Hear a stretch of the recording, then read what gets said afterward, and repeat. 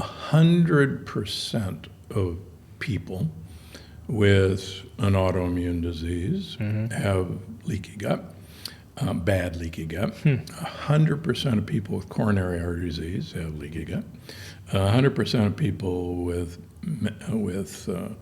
dementia, brain fog, or diabetes have leaky gut. It's that prevalent. What Hippocrates, he knew all disease came from the gut. What he didn't know is that all disease comes from leaky gut. Now, the good news is all disease can be reversed when you seal your leaky gut. And that's what I've been teaching patients for over 20 years. Health, fitness, mindset, nutrition. Live better and longer. I'm Saad, and let's hone in. I really want to understand, how did someone that is arguably one of the preeminent surgeons, not even just an okay surgeon, but the heart surgeon in the country, decide to say, I'm going to move from that directly into gut health?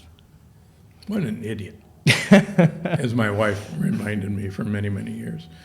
Yeah, my life was changed by this guy who I call Big Ed in all my books, who was a real guy from Miami, Florida, who was 48 years old when I met him, and he had inoperable coronary artery disease. Every blood vessel in his heart was so clogged up that you couldn't put stents in him, and you couldn't do bypasses. And everywhere he went, everybody said, nope, can't help you, sorry, you're inoperable. So he winds up at Loma Linda, where in Southern California, where I was professor and chairman, and he shows me his angiogram, the cardiac catheterization, from 6 months previous from Miami. And I go, and I call him Big Ed because when I met him, he was 265 pounds, big guy. Okay. And I said, I'd love to take you on, but I got to agree with everybody else. There's nothing any of us can do for you. He says, well, look, I've been doing this for 6 months. I've been on a diet, and I've lost 45 pounds in 6 months. And he says, and I've gone to a health food store, and I bought a bunch of supplements, and I've been taking all these supplements. He actually brings in a giant shopping bag. And he said, maybe I did something in here. And, I'm scratching my professor beard and going, well, good for you, but it's not good for you for losing weight, but it's not going to do anything here. And I know what you did with all those supplements. You made expensive urine, which is what I firmly believe. And he said, well, look, I've come all this way. It's been 6 months. Could we just get another angiogram? And I'm rolling my eyes and I'm going, yeah, okay. So we get a new angiogram, and in 6 months' time, this guy's cleaned out 50% of the blockages in his heart. 50% gone. Now, if I knew what I knew today, I would have just said, hey, great work, let's keep going at this, tell me what you're doing. Well, a heart surgeon, if all you got a hammer, everything looks like a nail. Yep. I said, great, now there's places to put bypasses in. So I did a 5-vessel bypass on him. But afterwards, I'm going, this I've never seen anything like this. Tell me about your diet, and let me look at those supplements. So he starts describing what he was eating, and with serendipity, I went to Yale as an undergraduate back in the dark ages. And in those days, we could design our own major, and you could choose. It was basically a master's program where you met with several full professors for 4 years, and you worked on a thesis. And my thesis was you could take a great ape, manipulate its food supply, manipulate its environment, and prove you'd arrive at a human. Yep. So I wrote my thesis, I defended my thesis, I got an honors, and I gave it to my parents and went off to be a world-famous heart surgeon. So when he starts describing what he's eating, I said, well, wait a minute. That's my thesis. That's what ancient humans ate. You've been eating it. And I said, let me look in those supplements. And one of the things I was famous for was inventing ways to protect the heart during heart surgery from cutting off the blood flow to the heart for 2 or 3 hours, or heart transplant, putting a heart in a bucket of ice water for a day or 2 days and restarting it. And I put all this interesting, lack of a better word, chemicals in the blood, down the veins and arteries of the heart, and showed that that protected the heart. So I'm rummaging through his supplements, and I'm going, son of a gun, a lot of the compounds that I use to protect the heart are in his supplement. And I'm going, you know, it never occurred to me to swallow the dumb things. So why it's so poignant is that I was a big, fat, overweight guy, too. I was obese. I had pre-diabetes, hypertension, high cholesterol. So when I met Big Ed and operated on him, I called my folks. And they said, "Do you still have my thesis?" And they said, "Oh, yeah, you know, it's in the shrine." And so they love you, I'm guessing. Yeah. And so I started myself on my thesis, and I started swallowing a bunch of the stuff I was putting down the veins and arteries of hearts. And I lost 50 pounds my first year and lost another 20, and I've kept it off for 28 years now. And so when this happened to me, and my high blood pressure went away, my diabetes went away, my cholesterol went away, my arthritis went away.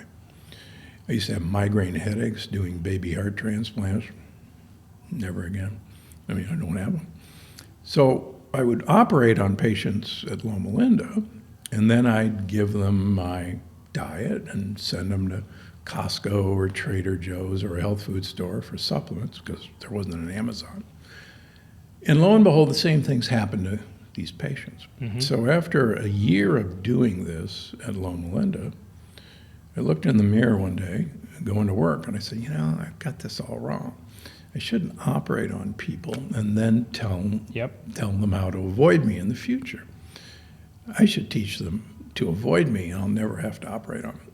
And so I literally, stupidly, resigned my position and set up a clinic in Palm Springs, which is just down the road from Loma Linda.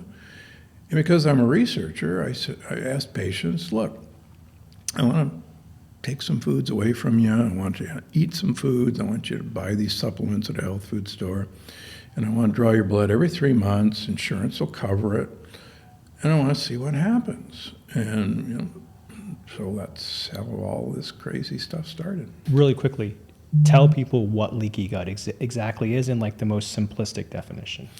Yeah, so what's crazy, the lining of our gut is simply our skin turned inside out.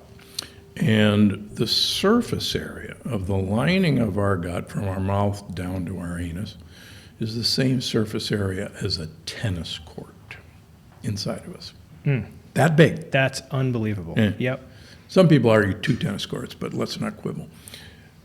We have a design flaw, and then that surface area is only 1 cell thick instead of really thick. And those cells, so everything we swallow, all the bacteria in us, all the foods in us, are only 1 cell away from us. And those cells, because they're so important, are held together with what are called tight junctions. Now, are you old enough to have played Red Rover? Of course. Of course. Yep. Kids are not allowed to do it anymore. Stop. Now illegal. Stop it. It's illegal in schools. Too dangerous. Stop. Anyhow, so we all, right, there are 2 lines of kids, and we all locked arms, and the big guy came running across, and the girl screamed. And so everybody's locked with locked arm in arm, tight junction, so that nothing can get across. So a professor of pediatric gastroenterology at the University of Maryland, who's now at Harvard, Alessio Fasano from Naples, was curious how in the world gluten, which happens to be a lectin, could be associated with the extreme form of leaky gut called celiac disease. And he worked out the mechanism where if these plant particles can get to the wall of the gut, they'll attach and they will make a compound, and there won't be a test, I promise, called zonulin. Zonulin attaches to another receptor and it breaks the tight junction. So now there's a gap between the wall of the gut and us. And so that's intestinal permeability or leaky gut. Leaky gut's easier to remember. So what?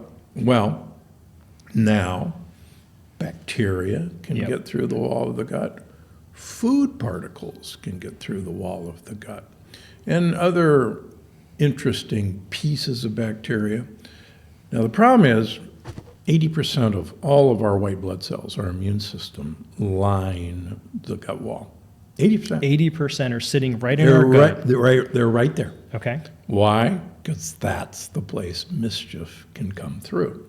That's our border. And so that's where we concentrate our defense forces.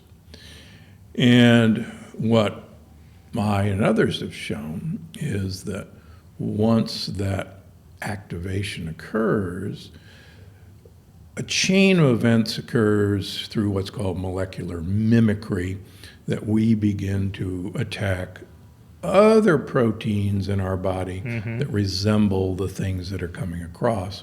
And that's where autoimmune disease comes from. And what Hippocrates didn't know, and I submit in Gut Check, that he knew all disease came from the gut. What he didn't know is that all disease comes from leaky gut. Now, the good news is all disease can be reversed when you seal your leaky gut. And that's what I've been teaching patients for over 20 years, how to do it. And so almost think about the ends of the spectrum, right? There is a perfectly healthy gut that is 100% sealed. Yep. Is it that when you have 10% and maybe 10% deterioration, that is not leaky gut? Maybe that's the beginning of it. Is it not until you get to 50%? Like, where is the spectrum here? How damaged should I think my gut is once you've actually waved the white flag and said, hey, this is pretty darn bad? Well, I can tell you, like I talk about in the book, that 100% of people with an autoimmune disease have leaky gut, bad leaky gut. 100% of people with coronary artery disease have leaky gut. 100% of people with dementia or brain fog or any processing problem in their brain have leaky gut. 100% of people with diabetes have leaky gut. It's that prevalent. Is it as strong to say that the reason you have a lot of those diseases is because you have leaky gut, or is that just more a symptom? Nope, it is the cause. That's a pretty strong statement. It is the cause. Hippocrates was right. So chronic diseases, or you're saying, started in our gut to a certain extent? Yeah, people equate chronic diseases with inflammation. Inflammation is the cause of all chronic disease. But what they don't stop to think about is, well, wait a minute, where did the inflammation come from? And people go, oh, well, inflammation, if you eat inflammatory foods, you'll get inflammation. No. Correspondingly, if you eat anti-inflammatory foods, living in California, that's like fighting a forest fire with a garden hose. So you could eat all the anti-inflammatory foods, however we want to define them. But if you don't change the underlying factors that are causing leaky gut, you'll never catch up. Okay, so that's actually a really interesting concept, because I was under the impression that if you start eating the right foods, i.e. ones that are anti-inflammatory, it should theoretically fix your leaky gut. But you're saying you can have a leaky gut, eat anti-inflammatory foods, and it's actually not fixing the problem. Correct. How do you diagnose and then how do you fix the problem? Well, so the good news is, if you have any of these conditions, we know you got leaky gut. How do I know that? Because there are simple blood tests that can be done to actually quantify the amount of leaky gut you have. Mm-hmm. And there are simple blood tests that can quantify how sensitive you are to the factors that cause leaky gut. For instance, 100% of people, which is mind-boggling, with leaky gut have antibodies to all the various forms of wheat, rye, barley, and oats, like gluten, like wheat germ agglutinin, like non-gluten proteins, and 100%. Every one of them. Even people who have been gluten-free for 10 years still have antibodies to it. Okay. Yep. That's why 70% of people with celiac disease, which again is this extreme form of gluten intolerance, put on a gluten-free diet for a year and a half, 70% of them will still have celiac disease by intestinal biopsy, which is the gold standard. Why? Because most of their gluten-free foods are loaded with the compounds that are actually causing the leaky gut, like corn, for instance. Okay, so I What? This is, yeah, it's so much for me to wrap my mind around. And it's also, too, because I know, how do you actually fix it if it can't necessarily be with just changing the kind of foods you're eating? Or is it? Oh, it is. Yeah. Two main factors. Number one, way back when, this actually came out of my research at Yale, we did not eat a lot of modern plant compounds until 10,000 years ago when the agricultural revolution started. Mm-hmm. We didn't eat wheat. We didn't eat beans. They were inedible. We didn't eat barley. We didn't eat rye. Corn, most of us in the world only were exposed to corn 500 years ago when Columbian trade started. Yep. Most of us were never exposed to a North or South American plant until 500 years ago, like potatoes, like tomatoes, like peppers, like eggplant, like goji berries, the nightshade family. None of us were exposed to quinoa. None of us. We've never had enough time to train our immune system that these things are not foreign, number one. Number two, we evolved over millions of years a gut microbiome that was the first line of defense against anything we ate. Mm-hmm. And a lot of the gut check book is about how our microbiome would normally be constituted to protect us from anything that wanted to get to our gut barrier. That microbiome has been decimated by the antibiotics we personally use. Pesticides, glyphosate. Yep. Glyphosate was patented as an antibiotic, not as a weed killer. Antibiotic. Interesting. And it's sprayed on everything. And third, most of the antibiotics we consume are because they were fed to our animals, and then we ate the animals that now contain the antibiotics. So we've wiped out this amazing offensive front four that's protecting our quarterback. So now we're bringing guys from the bleachers down to fill the gap. Hey, I've got my C team right now. Yeah, oh yeah. Mm-hmm. If we're lucky. Lucky, yeah. I was gonna say, if you got guys from the bleachers, like these are people that couldn't even walk on. Right.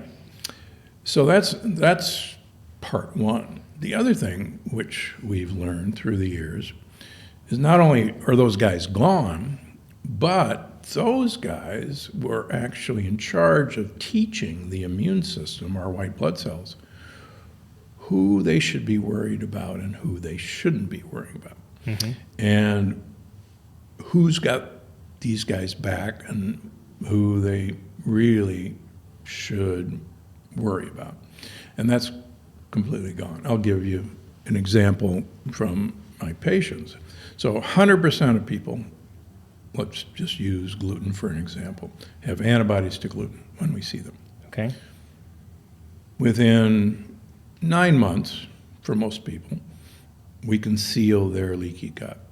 As we see their leaky gut sealing, and we can quantify this, those antibodies to gluten go away.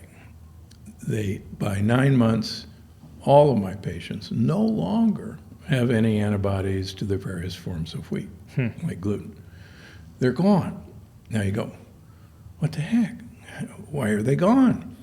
Well, the immune system, which is exciting, can be retrained that, hey guys, number one, these guys aren't showing up anymore. Number two, we're now kind of reconstituted, and we can actually measure this. We can quantify it. It's the coolest thing for somebody to say, oh my gosh. How do you go about doing it? Just a blood test. Well, that I understand. The How do you do it? test, yeah. So what we do is this comes back to my research back in the dark ages. There were certain foods that we were designed to eat and certain foods that we were never designed to eat. Mm-hmm. You can detoxify some of these foods with pressure cooking or fermentation like our ancestors used to.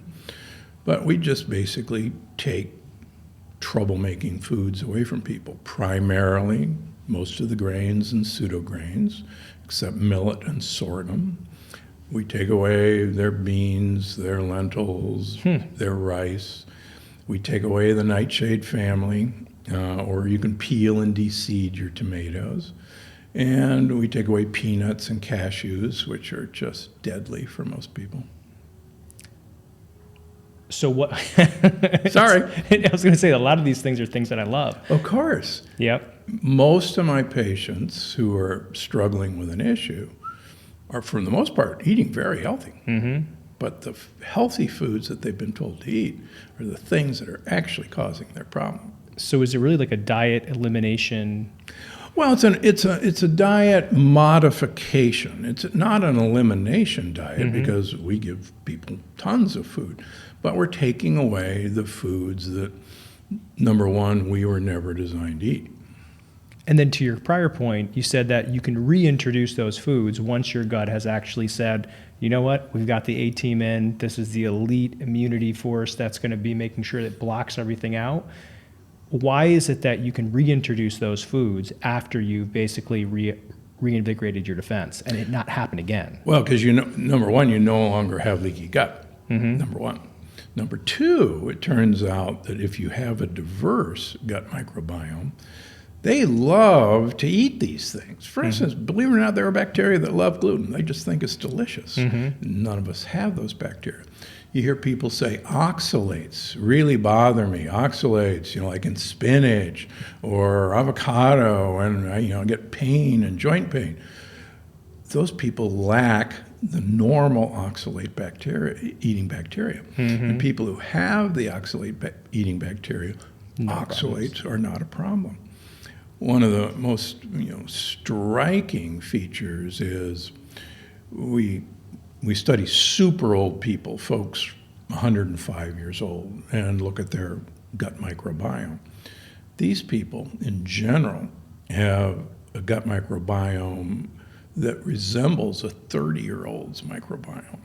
And what's really cool is these super old people have a gut microbiome that loves to eat xenobiotics. Now, what the heck is a xenobiotic? Xenobiotic are all these crazy man-made invented things like plastics, like endocrine disruptors, like estrogen mimics. They eat them. And it's like, we now know there are bacteria that'll eat oil slicks. They're just looking for carbon atoms to eat. It's so interesting because, I think I spend a lot of time thinking about why are there hormonal problems globally. And when you look at the plastics, the fertilizers, the PCBs, a lot of them resemble estrogenic compounds that tell the hormone regulating centers in our brain to shut down endogenous testosterone production. And so you're saying centenarians, they have these bulletproof gut microbiomes that are like, hey, can I have that? Yeah. Oh, I'm just going to eat this up and it's not even going to bother me. Correct. And so then if you almost follow your logic down, when we look at the global hormone problem, we've looked at Men 30 years ago had 26% more testosterone and 50% more sperm. And I bet if you started thinking about when pesticides were used, they started killing the gut microbiome, which then made them more susceptible to all of the things that they were, all the crap that was actually coming into their body. Correct. And in fact, I have never met a man who I couldn't get him a normal testosterone From diet. from diet. Ooh, hold on. Never. This is interesting. I don't want to put you out of business. I was just about to say, listen, I'm perfectly happy to give that secret away because it means guys will be a whole lot happier. I mean, their lives will be a whole lot better. Their families' lives will be a whole lot better. What is it? Can you give away the secret? Yeah, well, you want to eliminate these endocrine disruptors out of your diet as best you can. And you want to get there's actually now, I've got a whole chapter on, there's an ancestral biome that is involved in making testosterone and estrogen in our gut from our gut bacteria. And you can actually, if you will, cultivate those guys by giving them what they want to eat. And what's really striking is a lot of women, particularly postmenopausal women, don't realize that their potentially elevated estrogen levels are actually coming out of their microbiome, and that's causing them to get breast cancer because they have an estrogen receptor positive cancer. And it's actually coming from their gut microbiome. Hippocrates is right. All disease comes from the gut. Right. So you have all this information. You're basically going out and you're telling the world that you should practice this modification of your diet, and if you do that, all these other problems that you have will go away. 94% of people who follow this program with an autoimmune disease are in remission on no drugs in 9 months. I mean, that's pretty good. I mean, that might be the single most effective drug I've ever seen. Of course. Like, I mean, I can't think of one thing that's going to beat it. Where do you think that people struggle with doing that? Because if your life is going to change by reading that book, what's the hardest part about it? Well, it's giving up a lot of the things that we, I guess, call comfort foods or cultural. But what I've tried to do through the years is find a program that you can live with literally and figuratively and make as good a swap as you possibly can. I mean, I'll give you an example. Most of my people with autoimmune disease who resolve their psoriasis, let's use that as an example, they'll go on vacation over in Europe and Yep, I know where this is going. they'll eat a baguette, or they'll have a pizza and a croissant, and they're great. They're fine. Really? Okay. And they go, oh my gosh, Dr. Gundry's cured me. Thank you, Dr. Gundry. They come back here and go, well, I'm cured. I can have our bread and I can have our pizza. And within 2 or 3 weeks, they're back on the phone going, oh my gosh, my psoriasis just flared. What the heck? I said, you started eating our stuff, didn't you? Yep. Well, yeah, because you cured me. No. I got glyphosate, among other things, out of your diet as best I could. And it's not over there in Europe. It's pretty much banned. And so what most people don't realize is that all of our food is just drenched in glyphosate. All of our conventional crops are sprayed with glyphosate. It's not a GMO product anymore.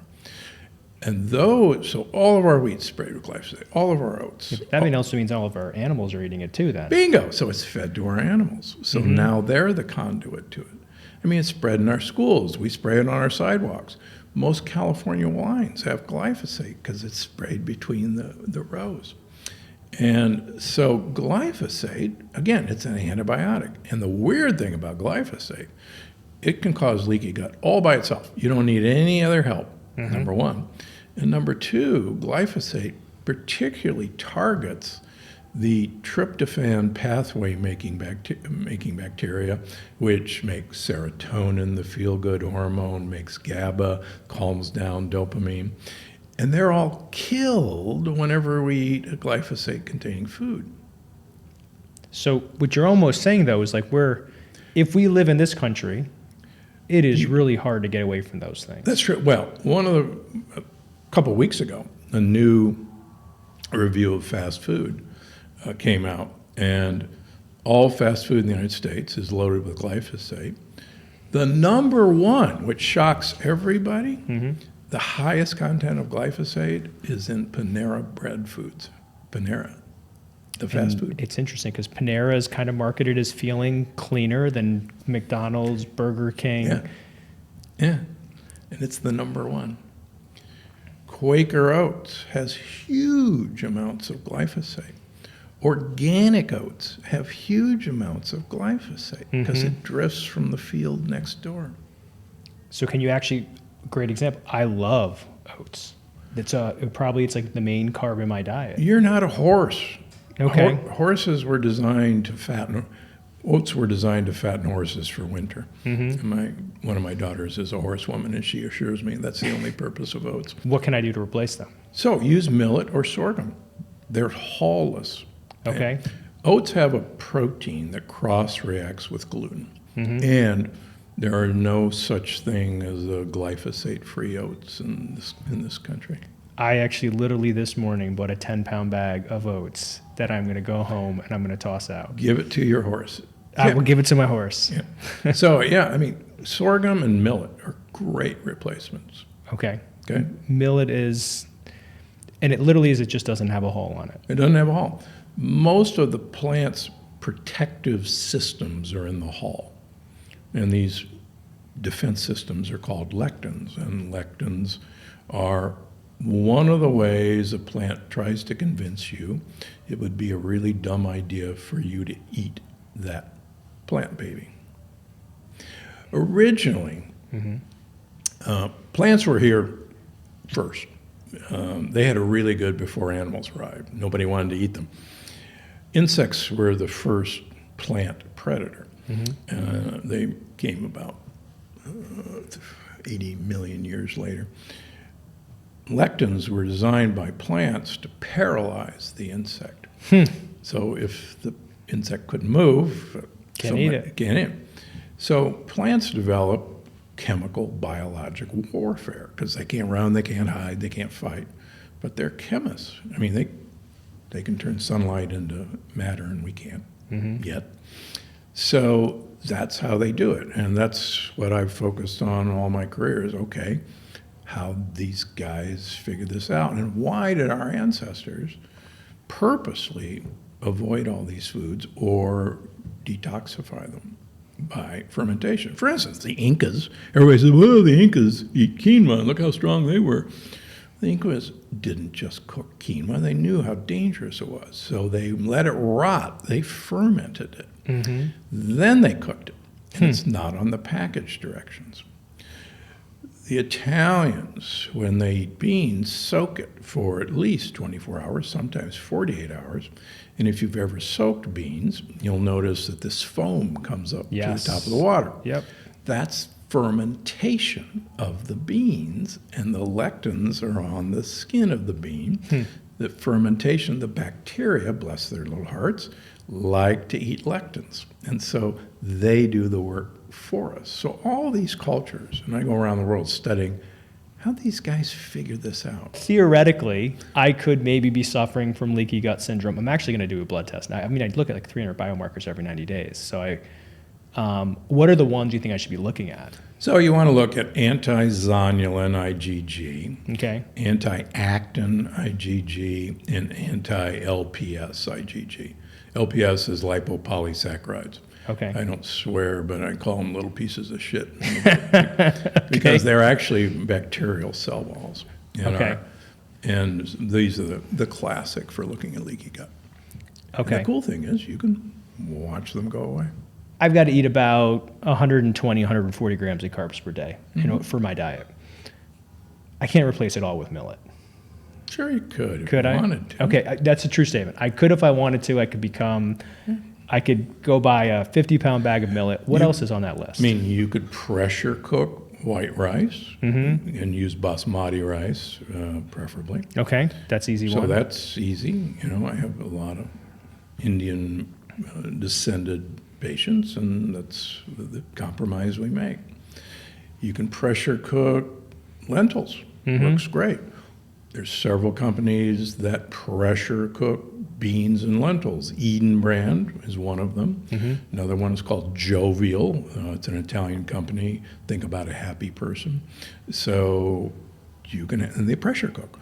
Why do they pressure cook? Because, for instance, I have a number of Brazilians who were brought up on rice and beans, and they always pressure cook their beans. And I have one fairly young man who his mother's pressure cooker exploded when he was 12.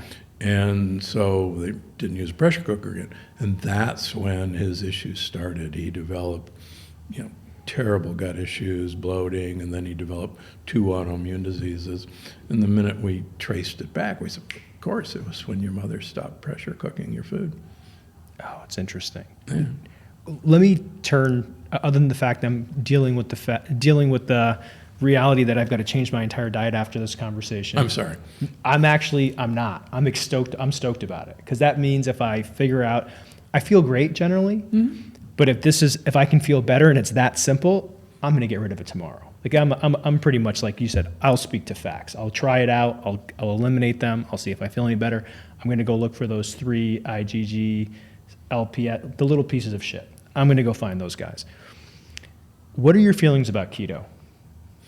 Well, I wrote a whole book on how the way keto is recommended is completely wrong. That diet allows little pieces of shit direct access into your bloodstream. So why you would want to do that is beyond my comprehension.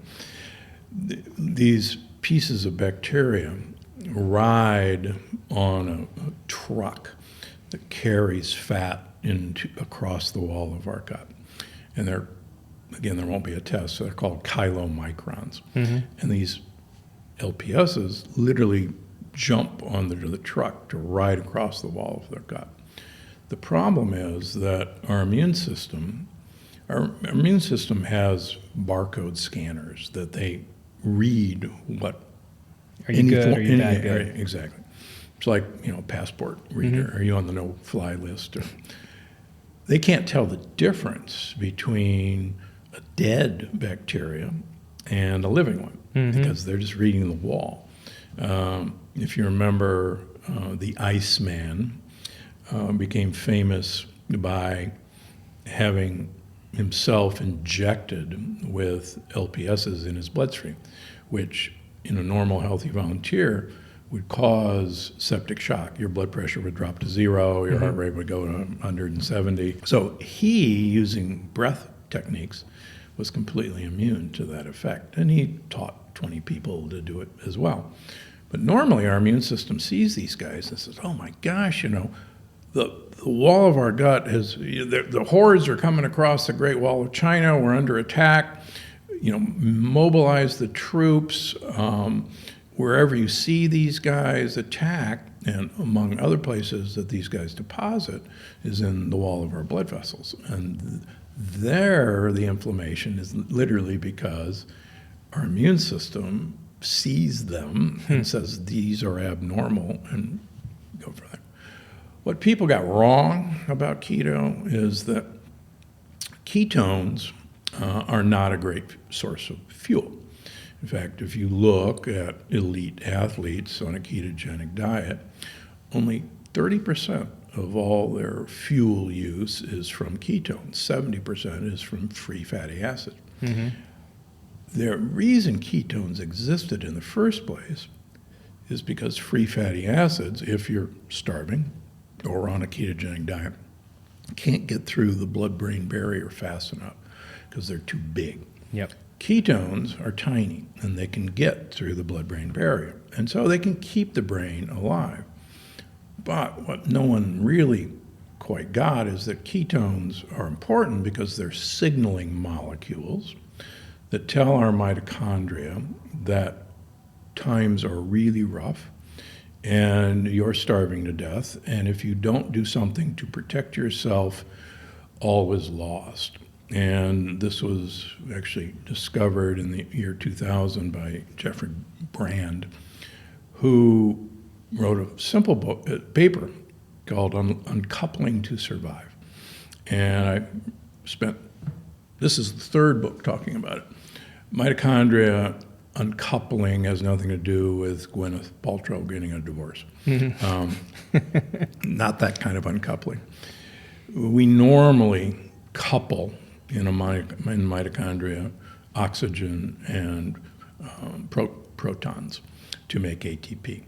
We couple them together. Yep. Mitochondrial uncoupling is you actually allow a bunch of protons to escape without ever making energy. And the more so you uncouple the oxidative phosphorylation. The more you allow that to a point, the healthier you become, the longer you live, and the better your mitochondria are. And so ketones, it turns out, are the signaling molecule that tell your mitochondria to do that. But there's oodles of other signaling molecules like polyphenols, which is one of my favorite subjects. So why is that important? If you look at super old people, they have the most uncoupled mitochondria. The best example, real world example, is there's a theory of aging called the cost of living hypothesis. Basically says the faster your metabolic rate, the shorter your lifespan. Mm-hmm. And for the most part, it's pretty accurate. Little animals don't live a long time. Big animals like you and me, an elephant, a whale, live a very long time, relatively. And in general, we have a slower metabolic rate, they have a higher metabolic rate. The exception to that rule is birds. Birds have incredible lifespans, except they have a very high metabolic rate. A hummingbird can live 12 years in captivity and has a heartbeat of 1,100 beats per minute. A parrot can live 85 to 100 years. And is it have a heart rate that fast when it's flying or resting? Even at rest. Okay. So Yeah. you're talking like, and we were normally 50 to 100? Okay. Yeah. Why do they live so long? Mm-hmm. They have the most uncoupled mitochondria of any species. So what are the other, so let's assume, right, to your point, when you go into ketosis or when you have a keto diet, the ketones are good, but really for uncoupling your mitochondria. Coupled. And to get one step further, and this book talks about that, the most important mitochondria to uncouple are in the wall of your gut. Because as the wall of your gut ages and breaks down, so do you. And there's really beautiful, elegant experiments using this cute little worm called C. elegans. Yep. And every experiment in C. elegans has always been reproducible in higher animals. So whatever happens in those guys, you can guarantee it happens wherever we've tried it. So C. elegans only ages as the wall of its gut becomes penetrable, leaky. Only ages meaning it can quite literally live indefinitely if it doesn't Correct. ever have leaky gut. Correct. Okay. Yeah. And one of the best ways to prevent or keep that wall intact is to keep your mitochondria uncoupled in the wall of your gut, and all sorts of great tricks. So what are the other, because I mean, now you got me thinking, right, like how do I quote unquote uncouple my mitochondria? Is it just consuming exogenous ketones? No. So okay. Basically a waste of time. Waste of time. HVMN. Number one, tastes awful. It does taste horrible. Yeah. No, the easiest way is what our ancestors did, is our ancestors practiced, because there was nothing else for them to do, a time-restricted eating diet. Yep. They only ate for a minimum amount of time each day. We know if we have metabolic flexibility, we'll start making ketones about 8 hours after our last meal. We'll start producing them. So, and those ketones send a signal to uncouple mitochondria. So in general, the longer that ketone signal occurs in a 24-hour cycle, then the better you're going to do. Now, how long is good? Well, most of the work by Matheson out of the NIH, it looks like a 6-hour eating window may be the best. There's been no benefit shown in a 4-hour eating window. Mm-hmm. I do a 2-hour eating window for half the year, which I've done now this will be my 25th year. So meaning you don't eat for 22 hours of the day. Correct. You And then I only eat for all my calories in 2 hours, the OMAD diet. Okay. And we talk about it here. You don't want to, there's no evidence that our ancestors were always in ketosis. Mm-hmm. And I break during the weekend and just take another meal. But you look at hunter-gatherers, most of them never eat until 10, 11, 12, because They got to go get their food. they got to go get the food. It's like, I tell my patient, you think our ancestors crawled out of the cave and said, what's for breakfast? There isn't a breakfast. Mm-hmm. There's no refrigeration. There's no storage system. You got to go find it. Mm-hmm. And you were designed to go find it. The other cool thing is the microbiome and the wall of the gut needs rest. And Mm-hmm. people forget that digesting food and absorbing food A lot of energy. is hard work. Yep. And the average American, by Sasha Pounda's work out of San Diego, average American eats 16 hours a day. Average American. That seems to track. Like you eat from the moment you wake up till the moment you go to sleep. Yeah. And you're getting 8 hours of sleep at best. That tracks perfectly well. Yeah. So there is no downtime. There's no repair time. Mm-hmm. It's like, even a car has to go in for downtime. Even an airplane has to go in for downtime. And it's this repair time that if you really believe Hippocrates, and I certainly have come to accept it, you got to spend most of your attention on your gut and the wall of your gut. And if you pay attention, then you'll be fine. Hippocrates believed that all of us had a green life force energy, very California speak, that wanted a creature to have perfect health. Mm-hmm. But there were external factors that were keeping that green life force energy from being expressed. So Hippocrates believed the physician's job was to be a detective and figure out what were those external factors, teach the patient to remove them, and then the green life force energy would take care of it. Now, that sounds really hokey. It sounds a little woo, right? It's really sounds woo-woo. woo, but But what he didn't know is that green life force energy, we should probably call it the brown life force energy, it was the microbiome. I mean, there's 100 trillion just bacteria in our gut, not to mention the viruses, the fungi, the worms. We're their home, and they have a symbiotic relationship with them. They have far more genes than we have. I mean, to put 100 trillion in perspective, there's been a new survey. There are now 3 trillion trees in the world. So that means there are 97 trillion more bacteria in our gut than there are trees in the world. when you have leaky gut syndrome, is it you have 100 trillion of the wrong bacteria, or you go from 100 trillion to 70 trillion to 30? Is there any kind of quantification there? Well, that's part of the problem that I think people don't get, and I try to straighten people out in gut check. If you've got leaky gut, for years we said, well, there's bad bacteria and there's good bacteria, and you want good bacteria and those bad bacteria you don't want. Well, it turns out the bad bacteria are actually very important, and they've got to be there for reasons that I go into in the book. Plus, if you've got leaky gut, then good bacteria leaking across the wall of your gut are now bad bacteria because they're on the wrong side of the fence. Yep.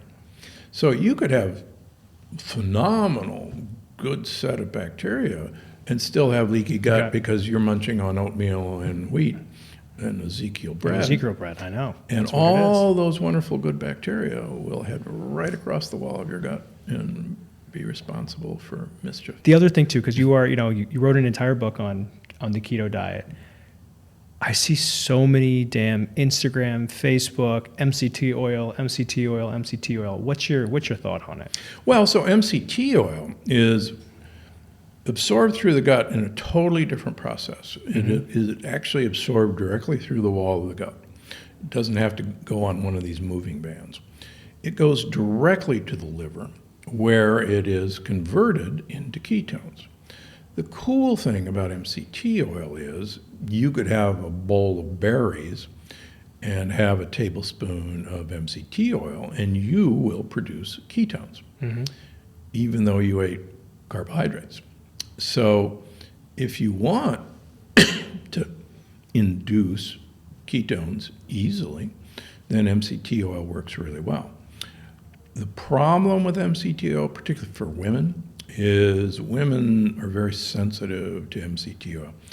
They get nauseated, they get loose bowels, so you got to start really slow.